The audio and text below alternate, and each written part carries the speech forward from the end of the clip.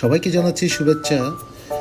আজকে আপনাদেরকে দেখাবো হালিশহর বিচ নিয়ে, যেটি সেনাবাহিনী দ্বারা পরিচালিত, এবং সেখানে গিয়েছি। অন্যরকম একটা সৌন্দর্য সেখানে। আর সবচেয়ে ভালো লেগেছে, জায়গাটি পরিষ্কার পরিচ্ছন্ন ছিল এবং পুরুষ মহিলা সবার জন্য ছিল টয়লেটের ব্যবস্থা, এবং সবাই নির্দ্বিধায় ঘুরতে পারছে, একেবারে হিজিবিজি না। আপনি যদি গাড়ি নিয়ে আসেন তাহলে সেখানে পার্কিং করারও ব্যবস্থা করেছে। সম্পূর্ণ সেনাবাহিনীর হাতে পরিচালিত হচ্ছে, এবং প্রথমে গেটে ঢুকতেই আপনাকে এন্ট্রি করতে হবে।